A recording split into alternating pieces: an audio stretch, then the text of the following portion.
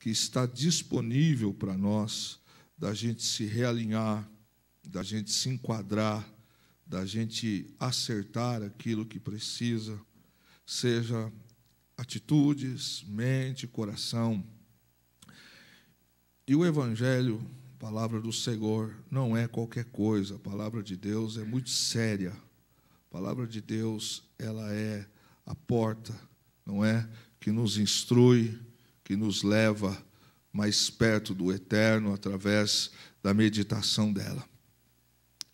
A gente até agora, como já é costume da gente, a gente cantou, ofertou, e agora a gente tem a chance de receber de Deus aquilo que Deus tem para nós. E como sempre, todos os cultos, seja aqui, seja em outro lugar, aonde Deus me dá esta oportunidade de pregar, eu sempre fico orando como foi hoje.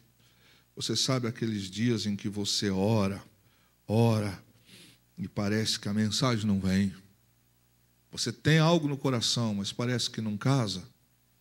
E aí você fala, Senhor, qual é a tua vontade para nós?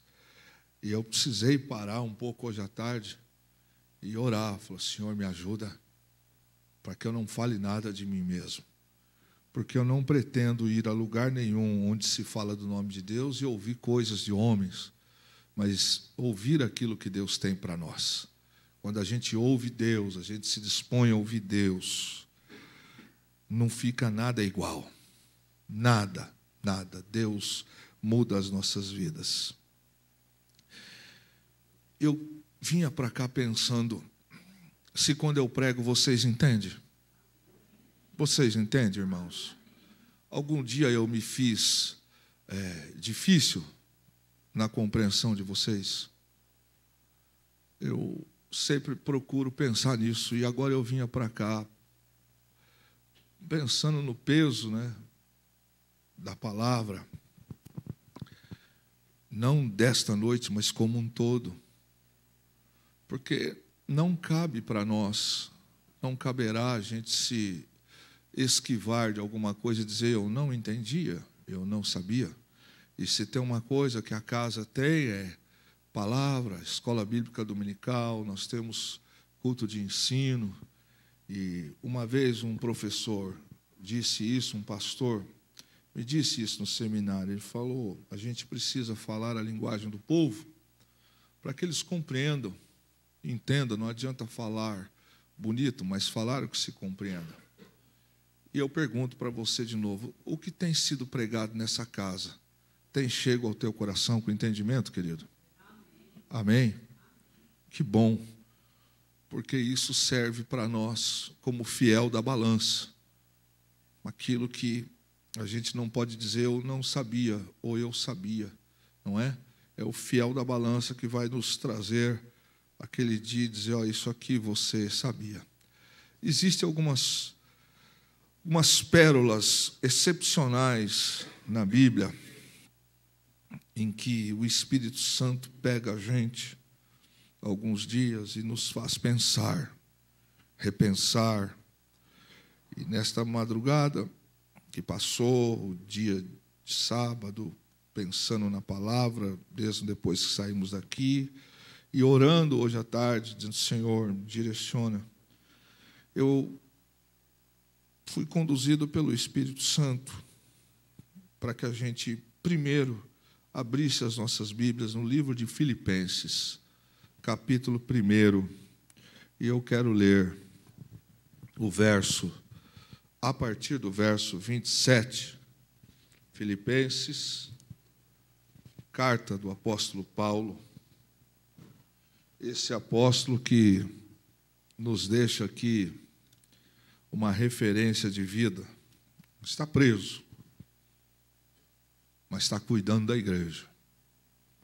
O momento circunstancial de Paulo, do apóstolo, não o limitou a ser quem ele era, as suas atribuições, os seus compromissos. Verso de número 27. Não importa o que aconteça, exerçam a sua cidadania de maneira digna do Evangelho de Cristo. para que, assim que eu vá e os veja, quer apenas ouça a seu respeito em minha ausência, fique eu sabendo que vocês permanecem firmes num só espírito, lutando unânimes pela fé evangélica, sem de forma alguma deixar-se intimidar por aqueles que se opõem a vocês. Para eles isso é sinal de destruição, para vocês de salvação, e isso da parte de Deus, pois a vocês foi dado o privilégio de não apenas crer em Cristo, mas também de sofrer. Em algumas Bíblias vai estar escrito padecer por Ele, já que estão passando pelo mesmo combate que me viram enfrentar e agora ouvem que ainda enfrento. Capítulo 2. Se por estarmos em Cristo, nós temos alguma motivação, alguma exortação de amor, alguma comunhão no Espírito, alguma profunda afeição e compaixão, completem a minha alegria, tendo o mesmo modo de pensar, o mesmo amor, um só Espírito e uma só fé. Nada façam por ambição egoísta ou por vaidade, mas humildemente considerem os outros superiores a si mesmos.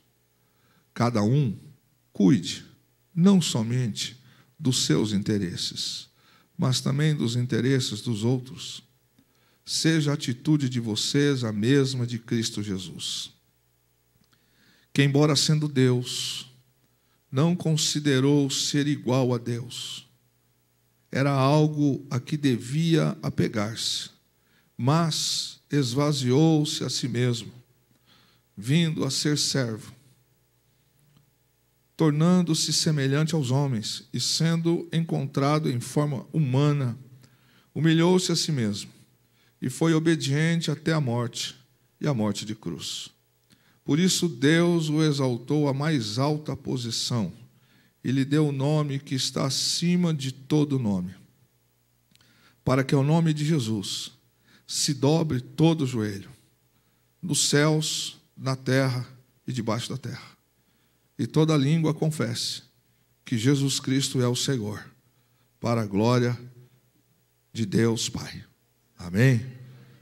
É interessante a gente ver esse irmão que está com marcas no seu corpo,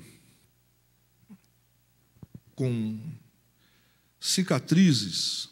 O apóstolo está escrevendo aqui, mas ele já está velho, ele já está cansado, e ele sabe que ele vai padecer por causa do Evangelho. O apóstolo Paulo é uma das referências mais importantes que nós temos no conceito de evangelização e também das cartas pastorais. E este homem que tem cicatrizes físicas, e com certeza teria, óbvio, cicatrizes também na alma, se é que possível que os irmãos compreendam isso, sobre traições, decepções. Paulo, ele, na sua personalidade, muito diferente do que alguns têm, como Paulo sendo um homem pesado, né, em língua, mas ele sendo um homem dos mais inteligentes, eu já disse isso aqui algumas vezes, à sua época, ele era o mais sábio. Ele não tinha escriba e doutor na lei que conhecesse mais a Torá, o Pentateuco, do que Paulo. Ele foi instruído no rabinismo, ele foi educado na escola de Gamaliel. Ele conhecia, e uma das maneiras, formas, até razões porque ele perseguiu o primeiro momento o Evangelho, é pelo seu zelo excessivo de não ter um encontro com Cristo e achar que aquilo era o jeito correto. E quando ele toma a conversão na sua vida, a vida de Paulo é transformada de uma forma extraordinária. Quando ele escreve essa carta, ele está literalmente atrás das grades, de novo, preso por causa do Evangelho. Não é por causa de outra coisa. Foi tratado como subversivo, tratado como alguém que afrontava o Império Romano, porque pregava o Evangelho. Ele está vivendo aqui um momento da história em que alguns dentro de Filipe estão querendo retroceder em algumas coisas, querendo dividir o pensamento, mas mesmo assim se dizer cristão, se dizer servo. E ele está dizendo, olha para mim, veja a minha vida. E ele diz, olha, eu escuto de vós, estando aqui, que alguns de vocês estão dando um bom exemplo, mas também há entre vós algumas conversas que não são boas. E ele diz no contexto geral do que nós lemos, ele traz o exemplo de Cristo, ele traz a referência de Jesus, ele traz como o centro, a espinha dorsal, a vida de Jesus. E ele diz no verso 27 do capítulo 1, sobre uma obrigação dos crentes em Jesus Cristo. Não é? Se fala crente, parece que está se falando sobre uma heresia, até porque tem muita gente que nem gosta dessa expressão, porque vai lhe identificar, embora hoje está difícil de se identificar. Mas o que está dizendo aqui é como discípulo do Senhor Jesus. Como deve se comportar um discípulo? E Paulo diz no verso 27 que aos que são de Cristo devem se portar, devem viver como, devem se comportar aqui na terra como cidadãos dos céus. Olha que coisa. É inconcebível quem deseja ir morar com Jesus, quem é seguidor de Jesus, ter na sua caminhada uma mente e atitude diferente de quem precisa morar no céu, de quem deseja ir morar no céu, de quem tem Cristo na sua vida. E ele disse, deveis portar-vos como? Se comporte aqui como cidadão do céu. Muito se escuta falar sobre que todos os caminhos levam a Deus. Isso é uma das maiores heresias, não é? Porque, de fato, nem todos os caminhos levam a Deus. A Bíblia é a regra de fé e prática. Não adianta discutir com quem não quer ler Bíblia, é perder tempo. É a Bíblia. A Bíblia deve ser o caminho que nos baliza. E foi Jesus quem disse que vai passar o tempo, vai passar a terra, as coisas, os firmamentos, mas a palavra dele é imutável. Você sabe o que é imutável? Sabe o que é imutável, igreja? Imutável é aquilo que não tem alteração. É aquilo que não sofre deterioração. É aquilo que não tem mudança. Em Jesus não tem mudança. E na palavra dele não tem mudança. Então, quando você tiver alguma dúvida sobre isso, procure se aproximar de alguém que conheça um pouco mais as Escrituras, o grego, o hebraico. E não pegue um texto isolado de alguém que cita um texto isolado, que quer justificar um pensamento e pega um texto dentro de um contexto que vai acabar virando pretexto. Então você pode pegar um texto da Bíblia para justificar uma conduta, que isso é até quase que diabólico, um texto bíblico. Aliás, o diabo fez isso, ele pegou a palavra que Deus disse para colocar dúvida em Eva. Pegue o contexto, o que quis dizer aqui dentro desse contexto? Opa, mudou a história. Não é bem assim como alguém estava dizendo. Por exemplo, está escrito que sem santidade ninguém verá Deus. Sim ou não? Então está escrito. Então esse é o padrão. Esse é o padrão. E Paulo está dizendo aqui, nós aqui nunca devemos nos esquecer que nós temos um passaporte, que nós temos um pacto, que nós temos uma passagem, estou colocando assim para entender, para um lugar diferenciado, uma nação diferenciada. E se você deseja ir para lá, precisa começar aqui a se comportar como tal. E aqui eu quero fazer uma pergunta, Priscila, essa noite. Aonde você trabalha, aonde você reside, as pessoas te conhecem como evangélico? Ou você é um agente secreto? Quantos te conhecem como salvo em Jesus? Salvo mesmo, porque salvo tem atitude de salvo. Sim ou não? Sim ou não? Salvo não bebe, não fala palavrão, não está na roda dos escarnecedores. Nossas conversas são conversas diferenciadas.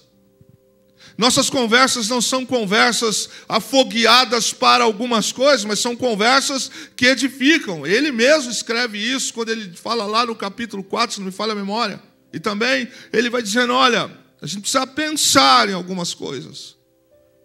Nosso proceder aqui, se a gente aqui não se comporta como cidadão do céu, é inevitável, não tem como, uma coisa leva a outra.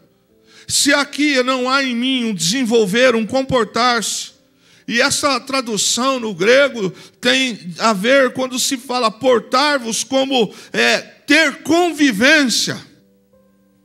Então eu preciso, eu, você, a senhora, nós precisamos aqui ter uma convivência, um habitar, um viver como cidadãos dos céus. Como alguém que vai morar com o Senhor.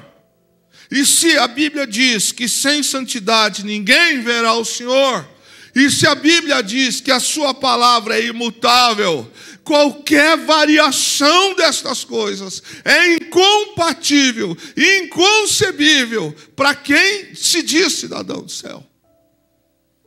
Por isso que existe muito fake news. Por isso que existe muita propaganda enganosa. E o livro de Hebreus trata sobre isso. Nós vamos falar daqui a pouco. E ele diz que o nosso proceder aqui, e olha que ele está preso, ele está dizendo, eu escuto. Olha, ele está preso, eu escuto o que é entre vós. É interessante que o homem está na cadeia, mas o comentário de como a igreja de Filipe se comporta chega lá. E isso me desperta sobre uma responsabilidade que eu tenho quando eu me identifico como alguém que é do Senhor. Quando alguém que se diz, eu sou cristão, mas pode isso, é aquilo. Que transformação de vida é essa? Que as pessoas não me conhecem, não me identificam como alguém que se diz cidadão dos céus. Meu vocabulário, minha conduta, o meu dialeto, os meus acessos, as minhas coisas, o meu proceder é igualzinho do sujeito que é ímpio. É ímpio. Aliás, eu penso que fica complicado até chamar alguém para orar no trabalho. Você não sabia que você é cristão? Você é cristão, não sabia todos esses anos aqui, porque nunca viu falar de Jesus, riu de piadas escandalosas, o rádio é música mundana para cima, não é? Secular para cima, e por aí vai embora, as coisas vão. E Paulo está dizendo, comporte-se, alinhe-se como alguém que vai morar com o Eterno, que tem Jesus na vida. E o próprio Jesus disse, não os peço que tire-os do mundo, mas que os livre do mundo. A gente habita aqui. A gente precisa viver, trabalhar, estudar, comprar, abastecer carro, mas a gente não pode se esquecer da nossa identidade. Para onde se pretende ir? Porque às vezes eu posso ter uma passagem, mas pode ser que no embarque eu não vá. Eu fui cotado como impróprio para entrar. Existem alguns lugares que a gente vai entrar que falam, não, nesse vestimento você não pode entrar. Pode ser que, de repente, no dia do Senhor, eu não seja encontrado apto para entrar. Porque no meu proceder aqui na terra, eu não fui uma pessoa que desenvolvi cidadania do eterno. Eu fui mais carnal do que espiritual. E Paulo diz que nós devemos, quando ele escreve aos irmãos, padecer. E aí tem uma coisa que a gente não quer, pelo menos eu não quero. Eu não desejo, mas faz parte. Alguém pregou para nós que o evangelho é só maravilha. Se você acessar alguns canais de televisão, você vai achar alguns programas e vão dizer que você tem que conquistar, que você tem que ter. O ano inteiro campanhas de construir, de ter, etc. e tal. Mas aqui Paulo está escrevendo que aos santos não foi dado apenas, no verso 29, o direito de crer. Mas olha como ele coloca aqui, mas também o direito de padecer. Padecer aqui, irmão, é ser afetado por algo de fora, é passar por uma experiência, é estar sujeito ao mal. E por causa do evangelho, todos nós, eu repito, por causa do evangelho, os de Cristo, os cidadãos do céu, estão direitos a padecerem. Padecerem constrangimento, padecerem humilhação, padecerem afronta, padecerem o escárnio, padecerem prisão. Isso aconteceu, está possível. Mas o que o texto diz é que o evangelho não nos proporciona apenas o crer. Este crer que Jesus é o Senhor, amém, glória a Deus. Mas aqui em nossa casa, esta noite, eu tenho irmãs que tiveram câncer, que enfrentaram o câncer e venceram, que enfrentaram traição. Marido traiu, trocou-a. Homens aqui que passaram por isso. E algumas perguntas mais ou menos assim: onde eu errei, Deus? Quantas vezes o próprio adversário esbofeteava o rosto e dizia: continue aí servindo a esse Deus.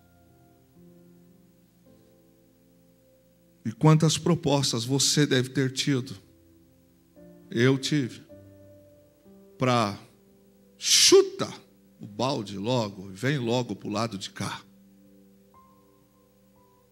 Você vai manter ainda este evangelho, esta fé, por causa disso? Olha o que te aconteceu.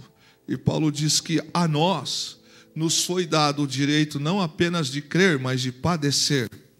Padecer é ser afetado. Então nós, dentro do evangelho, por causa do evangelho, sendo cristão, não estamos livres. E ao invés de abrir a boca para reclamar, se lembre que antes de você, Jesus padeceu por nós.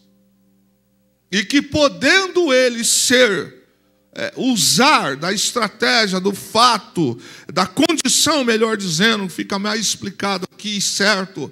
Podendo dizer, eu sou filho de Deus, e isto não vai acontecer, ele se colocou como homem, e como homem, ele foi afetado pela cruz, afetado pela traição, ele foi afetado pela crucificação. E Paulo escreve que nós devemos, por Cristo, estar conscientes disso, irmãos, que o Evangelho não nos imune de passarmos por padecer por causa dele.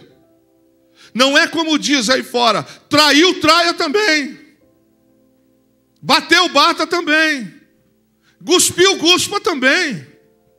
Isso é difícil, né? Pelo menos para mim é difícil. E como é difícil? A minha natureza não é essa, por isso que eu preciso orar. Eu preciso buscar só você dirige em São José dos Campos, Caçapava, no Vale do Paraíba, São Paulo, que você vai ver quantos secretários do inimigo vêm desafiar você diariamente aí. Se você não andar com Cristo Jesus, o cara fecha você, joga você para o meio do canteiro e ainda faz um gesto para você na hora de vir para o culto, que você fala assim: cabra safado. É o mais santo que sai. O Evangelho traz para nós, Paulo diz, que além de crer, traz para nós o direito de padecer. Isso está claro para a igreja? Verso 29, confere comigo. Está escrito. Isso aí. Verso de número 29, quando ele trata sobre isso. Pois a vocês foi dado o privilégio não apenas de crer, mas também de padecer por ele. Amém? Padecer por quem? Por Jesus. Pastor, mas eu não gosto. Eu também não. Nós não gostamos. Mas não se esqueça que aqui na terra nós estamos em oposição às coisas desse mundo, oposição ao Deus desse século, oposição a tudo que vem vindo por aí, não é? Dizer que o que Deus criou está errado, então existe a coluna do meio. Dizer que pode sacrificar a criança, mesmo quando ela está com 5, 6 meses no ventre. Essas coisas não dá para compactuar. Dizer que as drogas é um direito que tem que legalizar, não dá para compactuar. E isto tem literalmente para nós um peso para nós. Porque hoje, quando você diz eu sou contra isso, alguém já entra lá e diz assim: eu respeito muito você, mas eu discordo disso aí. É um direito da pessoa discordar. A partir de hoje não fale mais comigo. A gente já está preparado para essas coisas. Paulo escreve dizendo que a nós nos é concedido o direito de crer, mas também o de padecer pelo Senhor. Mas geralmente a gente não quer padecer. Geralmente a gente só quer crer e ganhar e ter, e não receber essa marca na nossa vida. Quantas das vezes nós vem aqui, alguns dizem assim: pastor, veio aqui para falar aquilo para a pessoa, você não falou. Graças a Deus que você não falou. Graças a Deus, porque ia sair cobra, escorpião e o que mais um pouquinho aí. Tem uma pessoa que eu converso com ela, ela diz assim: rapaz, se eu abrisse meu dicionário aquela hora, eu falei, ia sair só o que não presta. Às vezes a gente quer abrir o dicionário, não o dicionário teológico, mas o dicionário do mundo, e dizer: ô sujeito, não é? E aí a gente começa: você parece o cavalo de Faraó. E aí a gente já vai caminhando por isso aí. Mas a gente não faz. Porque diante da palavra, nós, por Cristo, aí está a chave. Por Cristo, estamos sujeitos. Mas quando eu não quero, quando eu não me sujeito a isso, aí tem uma cláusula, uma situação cuja a qual começa a complicar. Porque se eu só quero de Cristo aquilo que Ele pode me dar, eu estou confundindo as coisas, porque o Evangelho de Cristo produz em nós mudança de mentalidade, mudança de comportamento, e a mentalidade do mundo é diferente. A mentalidade, às vezes, de alguns dos nossos familiares são diferentes, porque eles acham que pode, e vai contra a palavra. Não é o que a Bíblia libera, não é o que é coerente. Ah, mas eles não vão mais me chamar para... Querido, Filipenses capítulo 1, verso 29. A nós nos foi dado o direito direito, não apenas de crer, mas de padecer, de sofrer, de trazer sobre nós marca, de ser afetado por isso. E ele fala no capítulo 2, quando ele trata sobre algo muito sério, ele fala que três pontos importantes para nós pensarmos. A primeira das coisas, quando ele começa a dizer, ele fala que as nossas motivações, olha que coisa interessante, se por estarmos em Cristo, nós temos alguma motivação, alguma exortação, ele diz, seja em amor, seja em ânimo e sentindo a mesma coisa. Qualquer tipo de sentimento que nós estejamos passando, desprovido de um ato de sofrimento por causa do Evangelho, que não esteja incluso isso aqui, não está valendo a pena. Por quê? Irmãos, foi Jesus quem falou, eu não prometi carro para vocês. Ele não disse carro, ele disse, eu não prometi outras coisas a vocês. Ele disse, quem quiser me seguir, pegue a sua cruz e me siga. Ele não prometeu coisas. Ele diz, quem quiser me seguir, pegue a sua cruz e siga-me. Qual é a sua cruz? Aí, pastor, meu irmão, aí começa a apertar, sabe por quê? Porque a minha cruz, pastor, eu preciso passar nela um azeite. Eu preciso colocar uma rodinha nela para ajudar a puxá-la. Bom, querido, o texto bíblico não diz isso. O texto fala que esse padecer, este cooperar, este ajuntamento, e ele fala, quando nós estamos em Cristo, ele diz assim, se por estarmos em Cristo, nós temos alguma motivação, exortação de amor, alguma comunhão no Espírito, alguma profunda afeição e compaixão, completa a minha alegria, tendo o mesmo modo, aí ele começa a trazer como nós devemos nos comportar. Então, três coisas importantes para nós, antes de nós entrarmos na palavra esta noite. A primeira delas é que o nosso agir, até nos nossos sofrimentos, que não é gostoso, que não é bom, e quer seja até na alegria dos outros, nós precisamos também compartilhar com aquilo que eles ganham, com aquilo que eles recebem. Mas há uma essência no início do capítulo, que diz que nós devemos ter isto em amor pela obra, ânimo e um sentido de que nós precisamos ter o mesmo espírito. Paulo está dizendo para os irmãos filipenses, dizendo, entre vocês que haja amor, entre vocês que haja ânimo e que sejam todos do mesmo espírito. Qualquer coisa fora das Escrituras não é bom, não é correto. E aí ele diz como se deve fazer, não fazer. Ele diz como que a gente não deve fazer as coisas para Deus. Eu marquei apenas duas coisas para a gente pensar. Primeiro, por contenda. Segundo, para se aparecer. Se eu estou fazendo alguma coisa para gerar contenda, Deus não está no negócio, Deus não está recebendo o negócio. Segundo, se eu estou fazendo para me exibir, Deus também não está no negócio. E Ele mesmo diz, como eu devo fazer? Eu devo fazer com humildade. E aqui, querido, eu queria pensar um pouquinho com os irmãos, porque a Bíblia ela é tão poderosa, a palavra de Deus é tão poderosa, que a gente encontra aqui, por exemplo, está aqui uma instrução como a gente deve se comportar em sociedade, em família, em casamento, dentro da igreja. Não é? Quando há um egocentrismo, ou seja, eu penso apenas em mim, eu estou fora da palavra. Porque o texto diz que a primeira das coisas, eu devo agir com humildade. Não com vanglória, mas com humildade. A segunda que ele diz, considerando uns aos outros superiores a si mesmo. Perceba que pode existir entre nós alguém que seja poliglota. Louvado seja Deus que isso aconteça. Louvado seja Deus, e já tem. Louvado seja Deus, que existam entre nós doutores, mas ninguém é superior a ninguém. A gente sempre deve considerar um ou outro como melhor. A gente deve considerar como alguém superior a nós.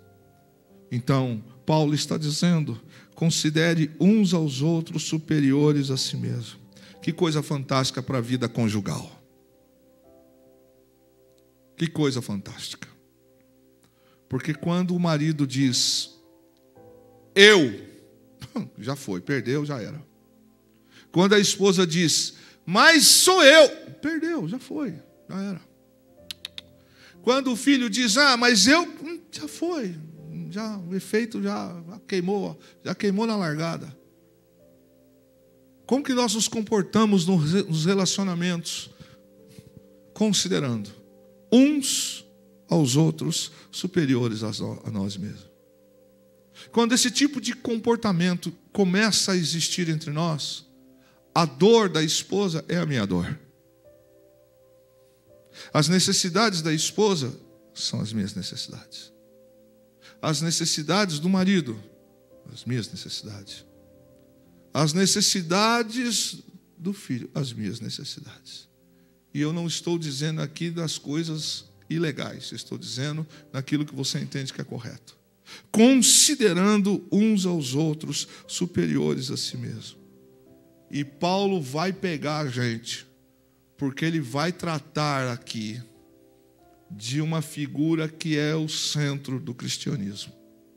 Ele diz como nós devemos nos comportar na vida aqui na terra, no contexto de padecer por Cristo e no contexto de ser cidadão do céu. Egocentrismo não cabe dentro do evangelho. É falso, é fake news, é falso. É 1,99. O problema é da Gisele. O problema é do Gabriel. O problema é seu. Não é por aí que a Bíblia diz. A Bíblia diz pelo contrário. A Bíblia diz aqui que nós devemos considerar uns aos outros superiores a nós mesmos. Então, a dor que alguém da família ou da igreja está, por favor, nós devemos considerar isso. E tem mais, mas eu vou descer, eu vou interromper agora a minha ida para a pizzaria, para ir lá dar minhas condolências. É o que a Bíblia diz que a gente deveria de fazer. É considerar os outros como superiores a nós mesmos. Porque quando nós nos comportamos assim, nós passamos, primeiro, lembrando que a primeira igreja começa onde? Começa em casa. Então eu começo a tratar com dignidade quem convive comigo. Então eu começo a entender que apesar de, seja o seu salário maior, seja você doutor em matemática, em física, em química, formado em Harvard, formado em Paraibuna, no Buquirinha, seja onde você for, você entenda que a pessoa que está do seu lado, segundo o padrão da Bíblia, deve ser uma pessoa considerada superior a você mesmo. Se esse espírito existe entre nós, vai haver bênção no relacionamento. Se esse espírito existe entre nós, dentro do rebanho, dentro do aprisco, nós não vamos ter disputa, não vamos ter briga, não vamos ter problema. Por quê? Porque, por favor, é você. Sempre esse sentimento entre nós. E ele diz também, não atente o que te importa, mas o que é dos outros. Geralmente isso aqui vai contra nós. Lógico que vai. Eu vou agora me preocupar, eu tenho que cuidar daquilo que é meu. É isso que o mundo prega. Primeiro eu, segundo eu e terceiro eu. Então leia a Bíblia. Leia a Bíblia. Eu sempre falo isso aqui. Leia a Bíblia. Se a nossa vida material é mais importante do que a comunhão com o Espírito Santo, leia a Bíblia. Nós precisamos, como diz Paulo, não atente o que te importa, mas também o que é dos outros. Geralmente, só a nossa dor é que dói. Então, funciona assim, eu estive doente, ninguém me visitou. E quando você não estava doente, visitaste quem? No dia que morreu fulano, ninguém foi. Mas e no dia que morreu os demais membros da igreja, tu fostes? Não, não fui. Eu estive internado e ninguém foi me visitar. Mas qual é a tua semeadura? A gente é muito rápido para puxar o gatilho e pouco na reflexão. Quando o Evangelho nos diz, Paulo dizendo, não atente o que te importa. E aqui fica para nós, não apenas a vida aqui, na eclésia, mas a vida também no relacionamento do amor eros e também no ágape, no relacionamento fraternal, de ter esse sentimento de que nós não devemos apenas nos importar com a nossa dor.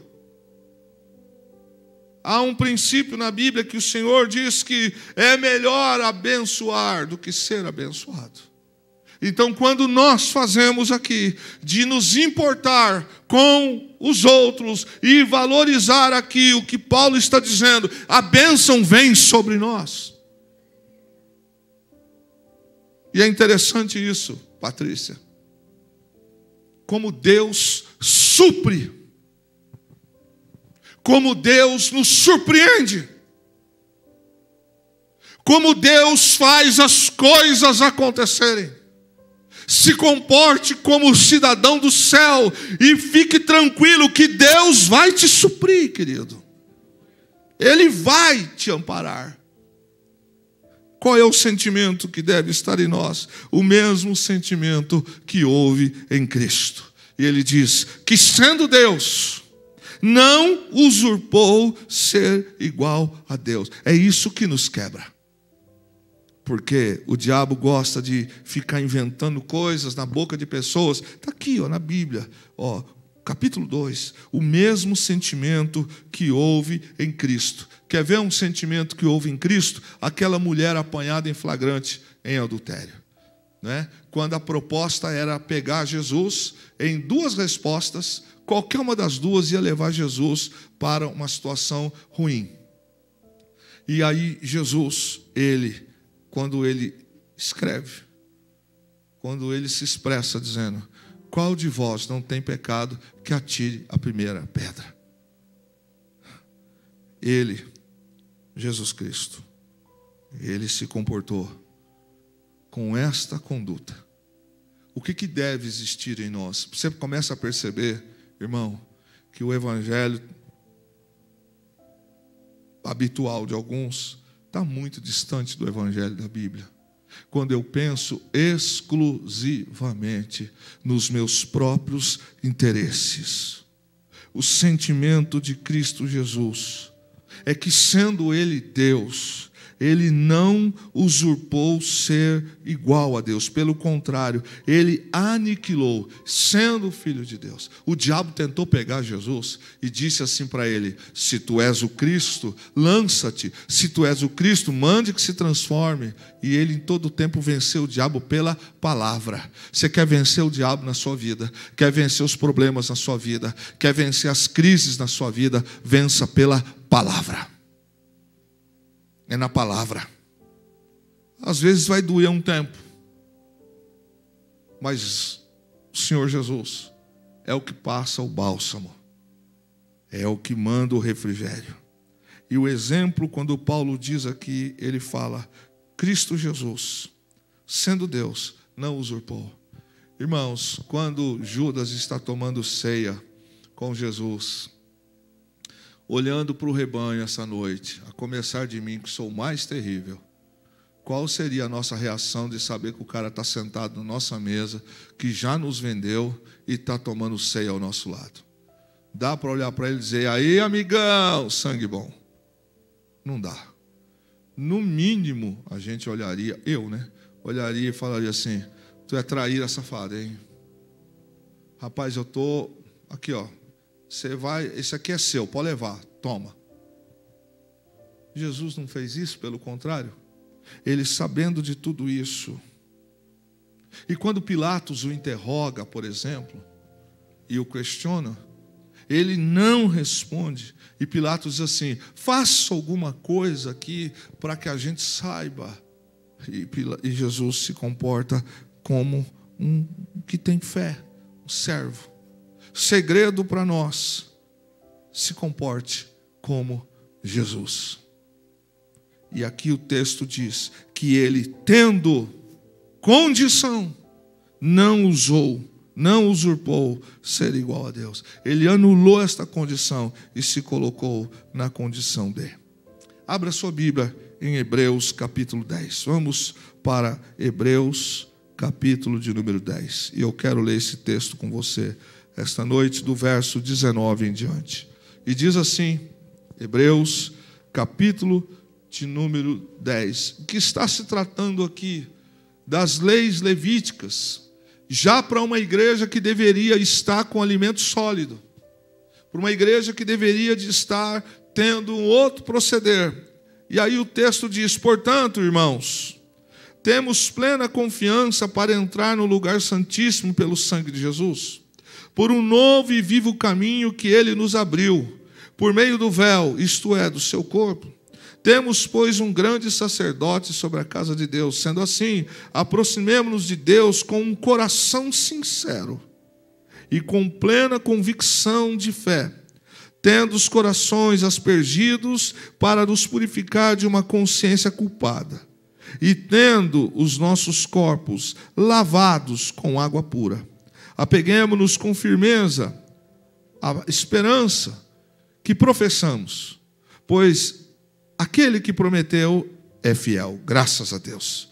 E consideremos uns aos outros para nos incentivarmos ao amor e às boas obras. Não deixemos-nos de reunirmos como igreja, segundo o costume de alguns, mas procuremos encorajar-nos uns aos outros, ainda mais quando vocês veem que se aproxima o dia. Se continuarmos a pecar deliberadamente, depois que recebemos o conhecimento da verdade, já não resta sacrifício pelos pecados, mas tão somente uma terrível expectativa de juízo e fogo intenso que consumirá os inimigos de Deus. Quem rejeita a lei de Moisés morria, ou quem rejeitava, sem misericórdia, pelo depoimento de 2 ou 3 testemunhas. Quão mais servem castigo? Julgam vocês, merece aquele que pisou aos pés o Filho de Deus, profanou o sangue da aliança pelo qual lhe foi santificado e insultou o Espírito da graça? Pois conhecemos aquele que disse: a mim pertence a vingança, eu retribuirei. E outra vez, o Senhor julgará o seu povo. Terrível coisa é cair nas mãos do Deus vivo. Lembrem-se dos primeiros dias, depois que vocês foram iluminados, quando suportaram muita luta e muito sofrimento. Algumas vezes vocês foram expostos a insultos e tribulações. Em outras ocasiões fizeram-se solidários com os que assim foram tratados. Mas vocês se compadeceram dos que estavam na prisão e aceitaram alegremente o confisco dos seus próprios bens, pois sabiam que possuíam bens superiores e permanentes. Por isso, não abram mão da confiança que vocês têm. Ela ficará recompensada. Vocês precisam perseverar, de modo que, quando tiverem feito a vontade de Deus, recebam o que Ele prometeu. Pois em breve, muito breve, aquele que vem virá e não demorará. Mas o meu justo viverá pela fé. E se retroceder,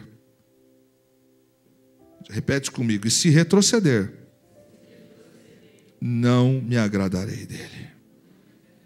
O verso 39, o último, diz assim: nós, porém, não somos dos que retrocedem e são destruídos, mas dos que creem e são salvos. Sabe do que o autor de Hebreus está discutindo aqui? Primeiro, que o texto de Hebreus, já no início, a lei que o povo estava sendo instruído. Eles estavam vivendo como se fossem novos, e a congregação não era nova. Eles já tinham recebido a palavra. Paulo está dizendo que eles deveriam ser mestres. Aliás, o autor está dizendo, muitos dizem que é Paulo, não vou entrar nesse campo, que deviam ser tratados como mestres. Mas, infelizmente, alguns dos judeus, e a carta, a epístola, é dirigida a judeus, eles ainda se comportavam como quem precisa de leite, de criança na fé. E aí começa no primeira parte do capítulo 10, que não nos interessa, mas o que está dizendo a essência do capítulo 10 na parte primeira? É que a lei, com o seu sacrifício, não conduziu os adoradores à perfeição. Isso aí começa a pegar. Porque havia sobre esses judeus o mesmo sentimento e entendimento errôneo de que os sacrifícios conduzem à perfeição. E eles se comportavam quando o sacrifício era levado para o templo, o sacerdote assim agia com ele diante dos pecados, seja no dia da expiação, ficou claro e evidente que os sacrifícios não traziam os adoradores à perfeição. Mas todos os anos morria ovelha, morria cordeiro, morria animais, e todo ano tinha o sacrifício. E todo ano, no dia da expiação, o povo estava lá. A primeira coisa que se trata é que os sacrifícios por si só não conduzem à perfeição, na lei levítica. A segunda é porque se esses sacrifícios tivessem levado o povo à perfeição, então não havia repetição do pecado e nem do sacrifício. É fácil.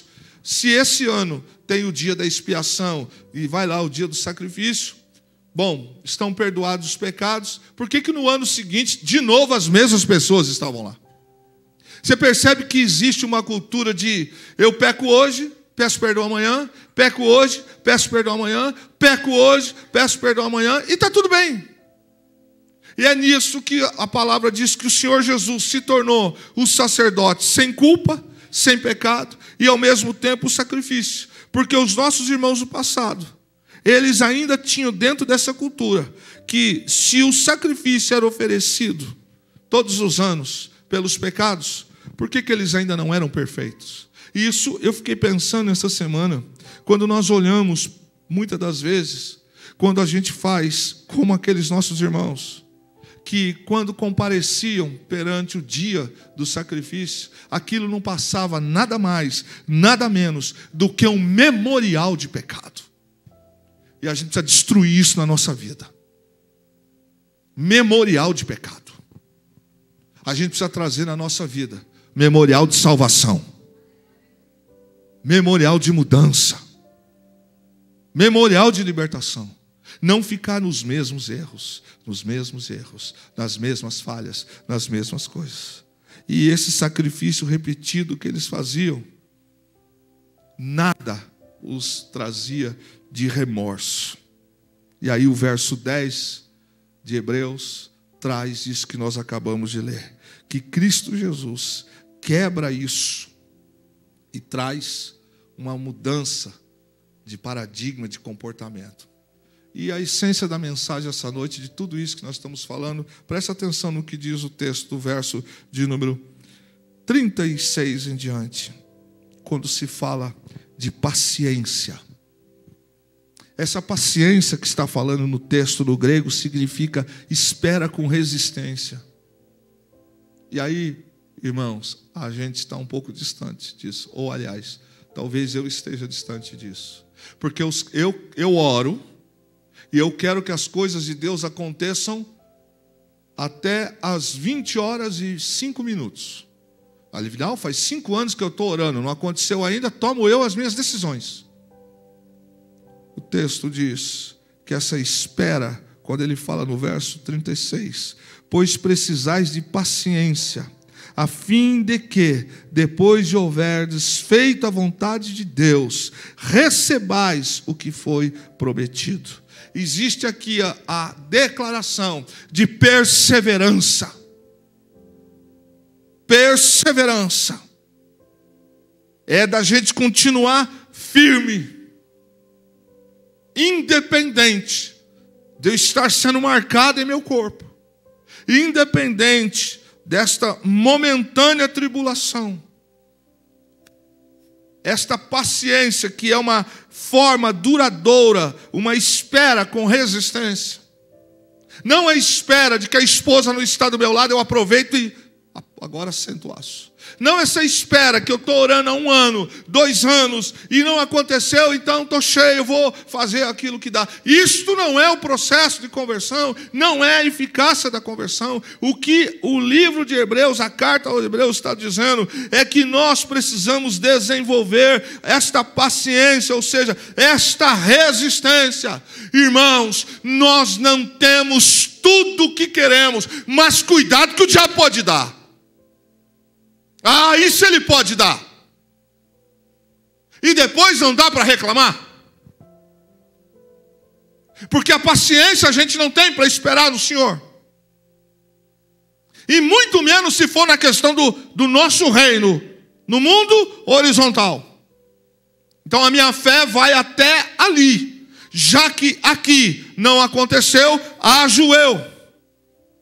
Interessante que o texto diz: depois que houver desfeito a vontade de Deus. Mas que esta geração não quer fazer a vontade de Deus, quer fazer a vontade da carne, quer fazer a vontade do que der na telha.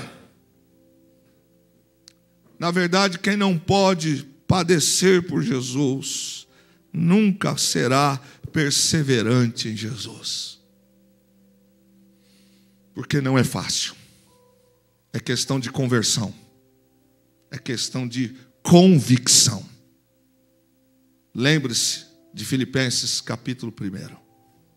A nós nos é dado não apenas o direito de crer, mas também de padecer.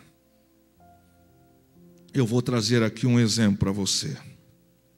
A Bíblia diz que aquele que pode fazer o bem e não faz, o que acontece com ele? Ele peca. Aí, eu tenho, por exemplo, um desafeto com um irmão carnal, ou uma irmã carnal, que me prejudicou, ou que eu não gosto. Estou falando do irmão, um exemplo. E eu sei que está acontecendo algo, e eu não faço nada para ajudar. Eu poderia ajudar, mas eu não faço, porque eu tenho um problema com ela, com ele.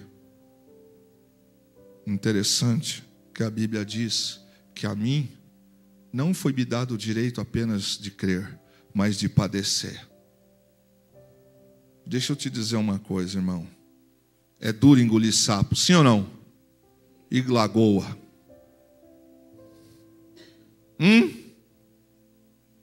E lagoa.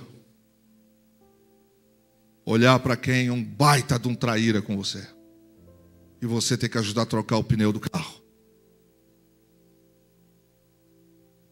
Pois é, segundo a Bíblia, isso me constrange. Porque normalmente a minha natureza é: bateu, levou. Mas vocês que são santos, eu preciso aprender com vocês. Não é? A minha natureza é um pouco rebelde. A minha natureza não é esta que está escrito aqui. Depois que houver desfeito a vontade de Deus, podeis agora mostrar também paciente e perseverante resistência. Você acha que é fácil para alguém, nos dias de hoje, manter-se íntegro numa sociedade que estalou o dedo, o sexo está ali? Aliás, não precisa estalar o dedo, acessa. Você acha que no mundo hoje, quando a desonestidade é marca registrada, pois bem, o Evangelho de Jesus vai na contramão. Ok? Deixa eu dizer uma coisa para os irmãos aqui.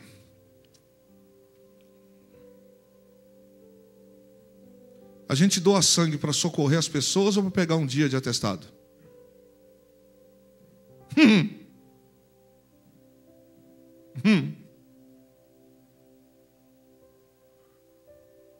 se não tivesse mais o direito de ganhar um dia sem trabalhar, será que os doadores fariam assim? Não é? Tem uma emissora de TV aí que faz um projeto, não convém valorizar ela, que ela é do mal. E aí se descobriu agora, 5, 3 anos atrás, que tudo aquilo que as pessoas faziam em doação lá uma vez por ano, ela pegava todo aquele dinheiro, computava como se fosse ela, e pegava aquilo como abatimento de imposto de renda para ela. Ou seja, dava bom dia com o chapéu dos outros. Tá bom para você, João? E a gente ajudando esse povo.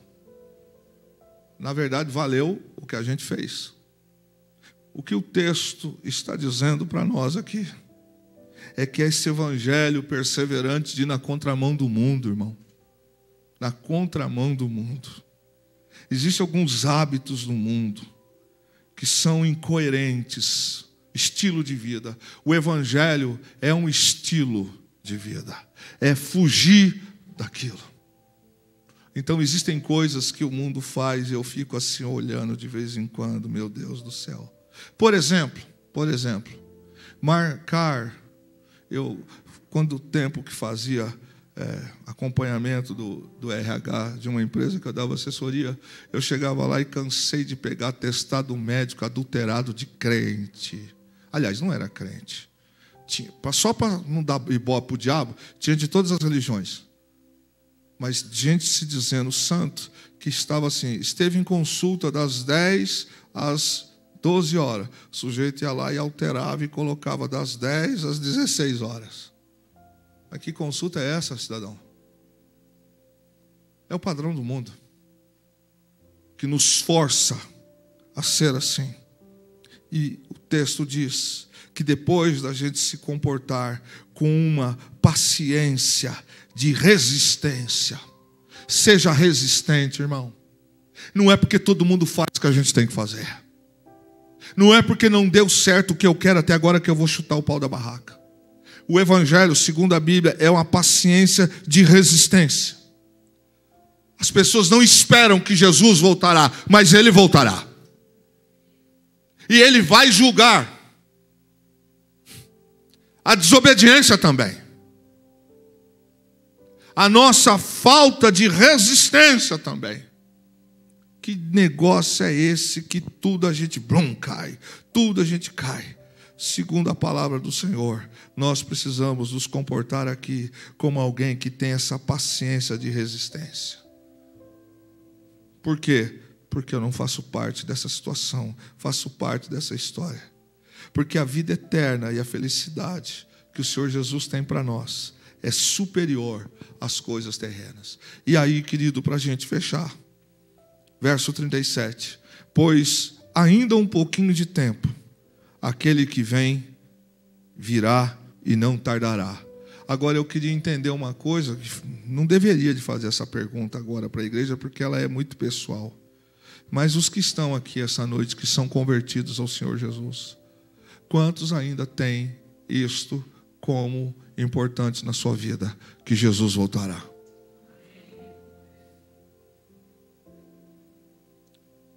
E há um livro, a gente já pregou sobre isso, já estudou sobre isso, o memorial de todos nós, que vai ser aberto. Kleber Andrei Flauzino, esse é o memorial da tua vida. E eu estou dizendo que eu sou salvo, né? Você viveu assim, você fez isso. Mas o que nos interessa? Verso 38. Mas o meu justo viverá pela fé. Eu vou repetir para os espirituais. Mas o meu justo viverá pela fé. Por que a gente não renuncia? Porque a nossa conversão não é comédia.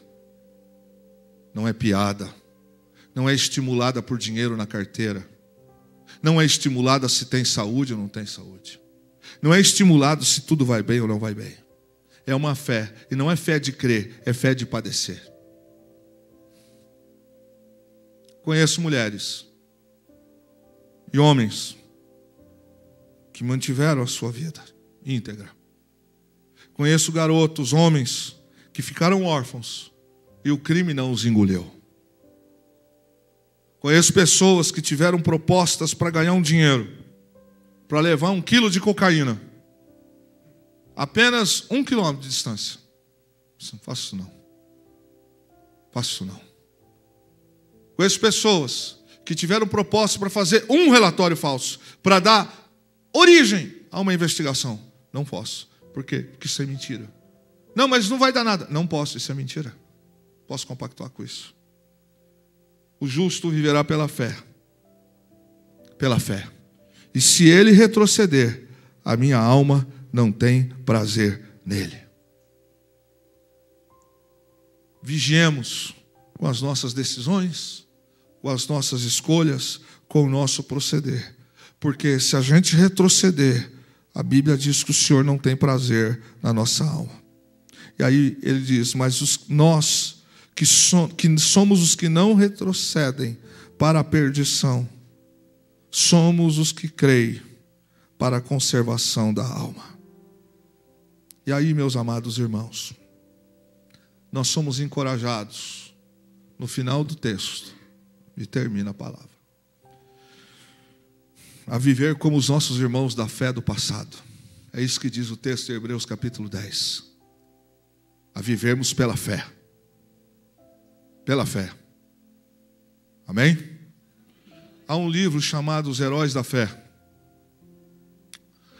E nesse livro, Os Heróis da Fé, se conta como alguns cristãos morreram na época da perseguição da igreja. A gente ficaria envergonhado como algumas mulheres assistiram os seus filhos serem assassinados e não negaram a fé. Priscila da Bíblia assistiu seu marido Áquila ser assassinado, esquartejado na frente dela. Um cavalo puxou Áquila para lá e outro para cá.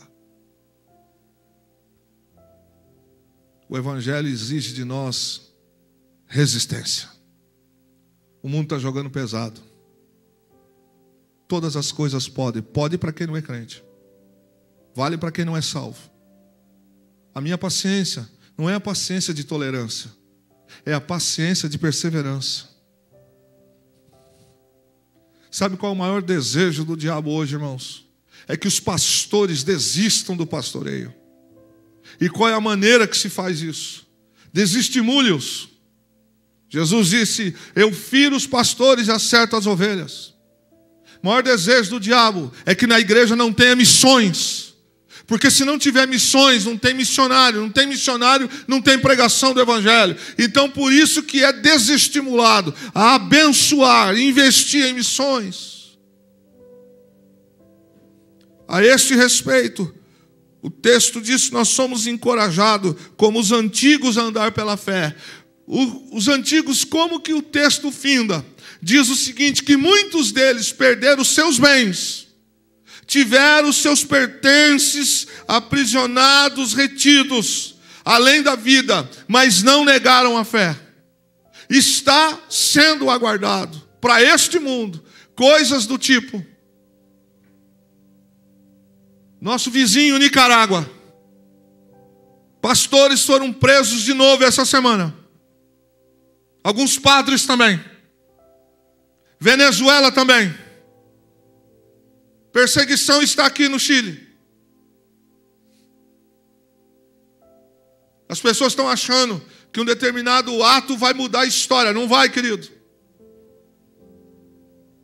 Nós somos encorajados esta noite a andarmos pela fé. Andarmos pela fé. Pela fé, eu sempre esqueço o nome dessa irmã militar. Pela fé, Deise, nós somos desafiados a não ser igual ao mundo. Pela fé, todo mundo vai para as festinhas, mas a gente não vai. As festinhas que vão dar naquilo, não. Pela fé, o nosso compromisso é outro. Eu não oro apenas quando estou precisando de coisas. Eu devo orar para a salvação de almas. Eu devo orar pelos que estão internados, os que estão presos. A nossa fé não deve ser uma fé apenas que tem que ter, pastor Luiz Vicente. Fé que tem que ter. Tem que ter. Você tem que ter. Você não está ganhando, você não recebeu, então, não. Aprendemos, revemos, que devemos por Cristo o direito não apenas de crer, mas de padecer.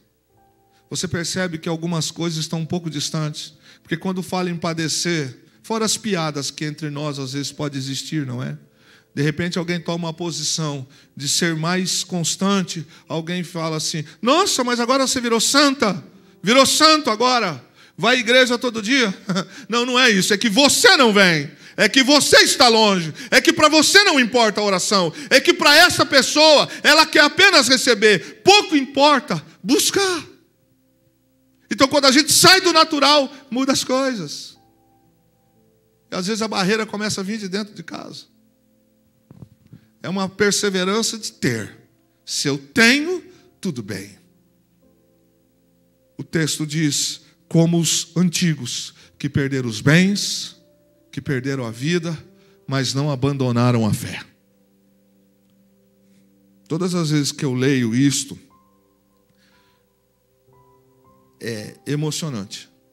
Porque na morte, eu não lembro se é Vespasiano, não me lembro, não vou afirmar. Mas ele no meio da arena do Coliseu, ele disse, não vou afirmar que é ele. Ele disse, não entendo esses cristãos. Porque quando se abria as grades e os leões vinham para comer os cristãos, esquartejá-los, os cristãos não iam chorando. Ele disse, eu não entendo. Os cristãos saíam de um lado, quando se levantava, eles tinham que sair, do outro lado, os leões. Os cristãos andavam como um soldado marchando, indo para a morte, mas não renunciavam à fé. E a Bíblia diz que um dia nós vamos encontrar esses irmãos em Cristo Jesus. E o que é melhor, nós vamos falar uma só língua. A minha palavra para todos nós essa noite, a começar para a minha alma, nos dias da tua angústia, nos dias da perseguição, nos dias da afronta, no dia em que a tua carne inflamar, pense nas coisas do alto. Pense. A gente deve pensar o que Jesus faria no meu lugar. Quando a gente pensa nisso, a gente é encorajado a viver pela fé. E já que a gente falou de fé essa noite, Aguinaldo, a gente deve entender que a fé nos faz não ser egocêntrico, a fé nos faz valorizar os outros, a fé nos faz não nos comportar com indecência. Feche os seus olhos, sentado mesmo, e curva a sua cabeça. Senhor Jesus, Pai de misericórdia e de toda graça, esta noite, Senhor, esta palavra como tema nisso